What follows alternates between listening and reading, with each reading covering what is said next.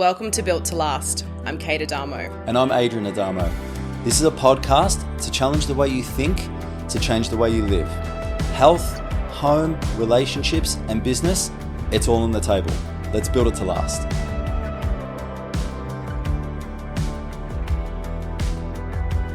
So we thought we would start today by sharing a little bit of the backstory, how this podcast came to be and what we're here to do. Now, I ran a podcast called Life and Business in Flow for 4 years that wrapped up at the end of December 2024. I planned to bring it back last year and just there was a little bit of a niggle and I was like, I want to bring the podcast back. I love the platform, but something was feeling off. Meanwhile, on my goal list has been to launch a podcast, which I've not been able to execute on 2 occasions. But 2025 was going to be the year. And then for all intended purposes, didn't happen. So 2026. Meanwhile, all this discussion's going on in the background. And I came to Adrian and I said, I feel like we need to do this together. And he said, absolutely not. I said, absolutely not.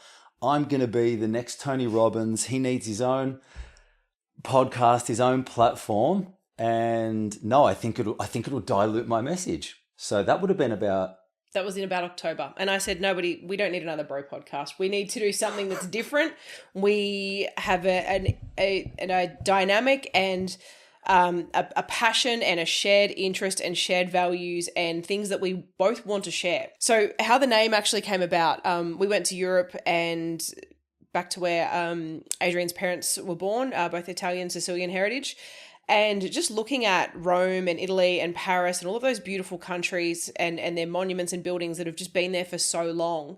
And with Adrian's Italian background, I just said, we need to use the words built to last somewhere in your brand. It makes sense. Like you love the finer things in fashion. We were calling you Mr. Milan, shopping in Milan. You love the finer things. But it was a development, right? We were looking at all these columns and we're like, look how strong they are and how they hold things up. And then I refer to things as pillars. Kate refers to things as foundations. And then there was this like coming together. And as much as I want to say it happened in Italy, I feel like it actually happened at the Arc de Triomphe where...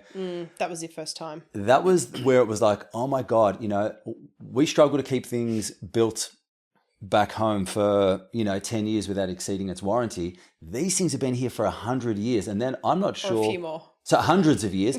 And I'm not sure...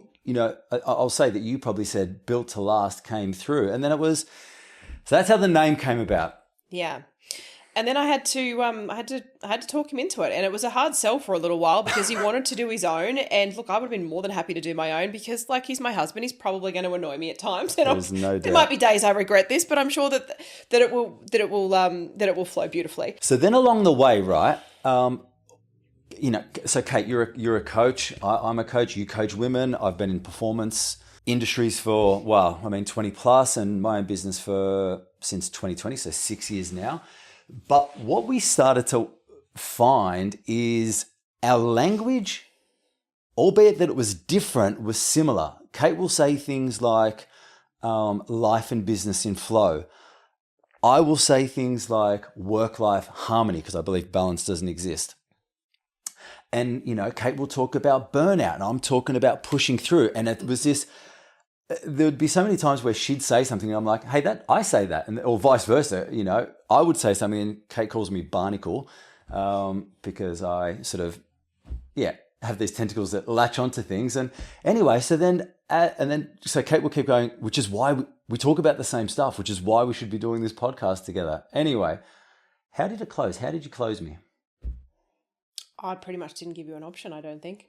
I just said, this makes sense. We need to do it. And I think it's going to be stronger, built together, and have a different perspective to anything that's really out there in the way that we go about things. And we know that we do live our lives, relationship, home, different to a lot of people. And we have completely stepped away from society's conditioning and all of the shoulds and do things very differently. And we've seen how much it's worked for us and for a lot of our clients that have taken things on board. And we just went, let's share this together because we both have this passion of wanting to help people and people to have a different experience in life and career. That just matters to us so much. Because we've seen what it's obviously the impact it's had on us and we're seeing the challenges people are are facing every single day, particularly in the one-on-one nature of our work, which is where people tend to drop their armor a little bit and talk a bit real, because on the front, everybody's got this, we're really good at pretending, you know? And so that's where, you know, so when I ask the question, you know, like, why are we doing this now? Why would you answer that? It's time. Like, it is time. I'm just saying it's getting worse. I'm seeing more women are coming to me now saying that I want to grow my business so I can leave my husband. Oof. Than ever in 8 years. More in the last 6 to 12 months than in probably the 7 years before that. Because relationships are tough. They are tough. But there's the tension. Yeah. Yeah, and there's a lot of reasons for that. And I'm seeing more women with health issues, with burnout, with wanting to throw it all in the bin and just go and bake and play in the garden with their kids. And I don't blame them because I think the boss baby era has a lot to answer for. And I'm just seeing a real shift. I think we're at the beginning of that tidal wave of change, and we want to be a part of that conversation. See, conversely, I'm not having conversations with men that want to leave their wives. What I'm seeing is the feeling that they need to take more on their shoulders. The byproduct, it is heavy. They probably don't have the language to converse and have those conversations within their relationships, because it's that push through mentality, because men don't want to ever feel like they've given up, but they're actually not necessarily doing the work that's going to solve the problem. There is a bit of avoidance. There is a bit of massive avoidance. Yeah. And I feel like there is a gap, which you really highlighted to me, this gap that's forming between men and women. Women tend to be more forthcoming at investing and growing and, you know, evolving themselves, whereas men tend to, I don't want to say this conclusively, because there are a lot of men that are stepping up and doing the work. I work with them. I love that, right? But there is an overarching where the wedding date became the finish line, not the start line. I feel is almost an aspect of it. There's a lot of pressure out there, financial pressure, which, you know, is causing people to step up, and it's not a question so much of, from a men's perspective, that they don't necessarily want to do more. I feel like there's an element of they don't have the capacity to take more on. They don't have the language to let go of what they don't need to carry. Yeah, but I would say that they don't have the emotional intelligence or capacity or understanding to be able to hold or guide or lead the relationship from a healthy masculine place. And there's so many women that have been pushed into their masculine, and that's something that we will touch on at some point in our relationship, the polarity there and the shifts that we're making, because it wasn't feeling good at times. And this is, I think, one of the biggest issues is so many women just deeply in their masculine, just holding everything, emotionally trying to hold everything, support everything, the finances, the business, and men are coming home, sitting on the couch, disconnected, drinking 6 packs of beers, women that are bracing and feeling uncomfortable for their husband to come home because he can't emotionally support and hold. I've just heard so many stories, and there's so many women that are struggling in their current relationships, and the impact that that's having on their business, their mental health, their physical health, and then on the way that they're showing up as mothers as well. And there's aspects of this that's happened in our relationship. So I will sit here and confess that I'm definitely not the Messiah, and I know that you're not proclaiming that as well. But through the changes of, you know, whether it be you went from relationship to married to parenthood, we've certainly gone through it with changes from, you know, when I had a job where I worked for someone to when I started my own business. There's been different chapters, and for me, that masculine part there was a big identity shift when I went from being a general manager of a dealership to now I've started my own business. And that was hard. It was hard for me, and I didn't know how to navigate that. It was hard for you because you felt that you needed to take all that on. Made doubly hard by you leaving work the week before COVID hit and starting a business, and then not planned. Couldn't get off the ground for the first year. probably climbing the walls a little bit, and the reason for our interstate move back home. So timing was not great, but we can't change that now. Yeah. What do you reckon you've learnt the hard way? Living in my masculine and thinking that I could do it all and being fiercely independent. I think growing up in a farming household and in a very masculine way, and then going into masculine careers because being feminine was weak. I was sort of conditioned to that of like as a millennial woman, that was our conditioning. Boss babe, get out there, do it all, do all the things, hustle. I have the physical scars of that, still dealing with it. And I guess there's some underlying health issues that have challenged that. But I think it's just definitely been the conditioning that we have grown up with. And I have just completely changed the way that I live and work and just don't want any part of the hustle. I have great boundaries. No is my favorite word. I go at a pace that works for me, and I'm just not interested in how it should be done. Yeah. I'm just doing it what feels good for me. Yeah. For me, it's been probably evolving that, through the school of hard knocks, suck it up, princess. Leave your troubles at the door. They'll be waiting for you when you get out. And so we focus on work. I came from an industry where lunch breaks were considered, a suggestion, but I dare you to take it. Yeah. Annual leave, I dare you to ask for it. And there was no such thing as work-life balance.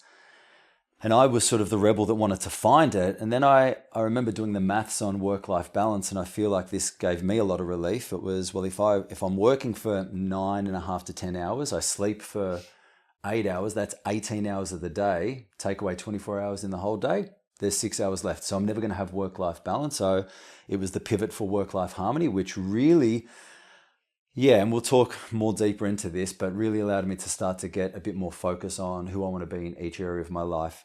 The next is definitely the whole society's definition of success. Like I locked in hard on what society says a man should do, and if you do these things, you will be successful. And what they don't say, but we assume, is that you will be happy.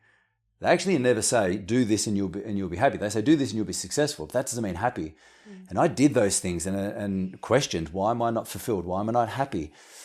And that was the really big calling for me, that it was like, once I got awareness around, well, I've done the things, but I'm still not feeling complete. Well, okay, then the blueprint's faulty. They've evolved it up until this point, but they stopped. They stopped it, I don't know how many years ago. And so I reformatted the game plan, and here's where we are now.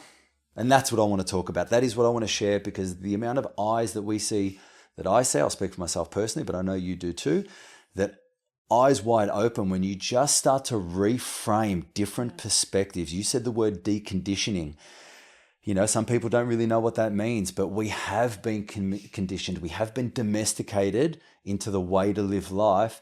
And I feel everyone's starting to feel that discomfort, but some people are curious to find another way. Others can't give the language to why they feel it. And that's what we're really going to uncover across all of those forums. Yeah, absolutely. And I think a lot of people just feel like, well, this is my lot in life. This is how it is. And it's like they don't see that change is possible, or their weeks are just too full and overscheduled to even know how or where to even start. And so the paralysis comes in because there's just no space. My greatest quote that I hate, that really triggers me, is, it is what it is. Yeah. And it's just like, that is the most passive, like I've handed over control response, because it's not.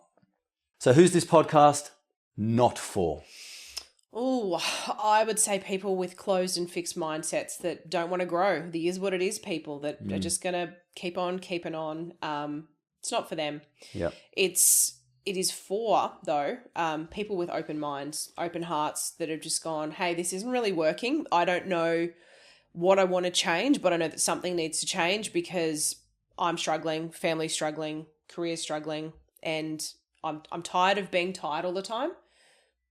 It's for you. Yeah. Because if you want to build something differently, like what we are doing, and we've come a long way with it. There's still a way to go. We're not saying that we're perfect and we have it all figured out. We haven't made it. No. No, but we have made some serious changes to our life, business, and health, and the way that we operate in our home and low tox. Like people that knew us 10 years ago wouldn't recognize us in some ways now if they came to visit us. Life is different. Yeah, definitely. Is it safe to say that if we didn't do this, we may not still be together? Yeah, maybe. That's the truth. I feel I really just want to out that if we didn't evolve as a couple, because we changed, like from when we first met in our early 20s to when we really got together at 30. Yeah. If we didn't change from that until now, the separation would have been heaps and real for sure. But I think that we've grown together. We are both passionate about self-development, trying things. If you understand human design, we're both 5'1" in our profile, which means we're very curious. We're always learning. We want to take things on and we want to learn and absorb and then teach those things. So I think the curiosity has been a big thing for us. And this is one of the biggest challenges that I see. A lot of the women that I work with are more than prepared to, invest in themselves for one-on-one mentoring or for retreats and different things. And they'll say, oh, I wish my husband would do that, or I wish he'd be on board, or I try and tell him all these things that I want to do. Like I'm trying to learn how to work with my cycle or whatever, incredible things that they're trying to take on. And it's just getting like, whatever. From I'm telling you, that info is game changer. Yeah. Not just for supporting your wife, but for understanding, right? Knowledge is power. Knowledge isn't power. Applied knowledge is power. But when you have that knowledge and you can understand, there's a lot of certainty and changes that you can make when you're in a position from awareness. Yeah. So it's just hard seeing, I think, and that's the one thing I think that we have grown together, which helps 13 years in, because there's a lot of relationships that don't make it 13 years. And you can see why. Like life is pulling you apart in so many different directions and vices and, quick fixes and swiping left and right. Like there is so many reasons, and it's so easy for things to end now. But we just want to put the work in to build something to last so that we're still here, hopefully another 40-something years together, both being in our 40s now. Yeah. And this is something that I'm seeing that a lot of husbands aren't prepared to do, feel too scared to do, maybe don't want to open it up because they feel like it's too hard or they don't want to share their emotions. But it's going to lead to, a lot of change, especially in this year of the horse. It is a year, I'm just reading it like that change and this momentum for women. And some women are not going to want to deal with that anchor anymore. And I feel like some husbands are absolutely becoming that. Not all. There's some incredible husbands out there. There are some absolute legends out there. Yeah. And a lot of my clients are married to them, but there is a number now that are just, it's starting to become more and more prevalent. The gap that we're seeing. Yeah, I just feel like, okay, so for me, when I think about, who's this for? And I'll say everyone, right? But for like the male audience out there, it's, that there's got to be another way. You feel the tension in your body, and that there's not that you need to do more. If anything, you realize that there's probably you need some tools to let things go. Maybe just sharpen up your direction. And I just want to really, I can't overstate it enough to say that there is other options. There is another way to have a better experience by getting clarity on who you want to be, not just at work as a work identity, but as a husband, as a father, as a brother, as a son. And it all starts by taking care of yourself. And for me, that pillar that I really built was client zero, which is that I take care of me so I can take care of everything, my work, my finances, my wife, my friends, my family. So, okay, so how are we doing this? Fortnightly? Yeah, fortnightly episodes. I imagine they'll be both of us most of the time, but every now and then we might do a solo, might even bring on a guest. Who knows? We're just going to let this flow and see. It might go for a season. It might go for 10.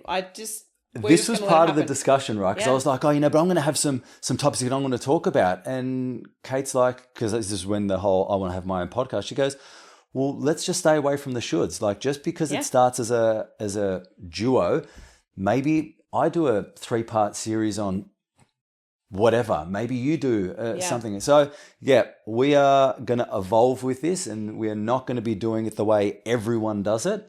You know what I'm really proud of myself for? I didn't say one swear word. So just behind the scenes, Kate has told me, don't call me babe and don't swear. And I said, I will do my absolute best. You've done well. I think I have done well. You've done well so far. Now that you've said that, they'll start slipping. Yeah. I've opened up the gates. I just wanted to prepare you guys. All right. So thanks for listening to the first show. This is the first. Well done. We did it. I can't wait to dive back in a couple of weeks' time and just start diving into certain topics and things that matter to us that I know that will matter to you for those of you that want to make some changes in your life. So we'd love it if you could subscribe and leave us a little review and follow along on this journey while we get started. We've got through the first one. We didn't know how it was going to go, so it could be a little rocky, but we it's only up from here, I think. I was just about to do the whole, one for our sponsors. If you can, click to subscribe and share with a friend. But genuinely, right? Like, join the ride. We're going to have a laugh. I'm going to fuck up. There you go. It's going to be some challenges, but we're going to talk about all things, and we're excited to take you on the journey. So thanks for listening. Appreciate your attention, and see you in a couple of weeks. Thank you for being here.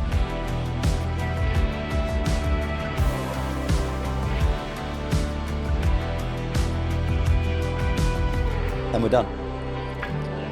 I think we did good.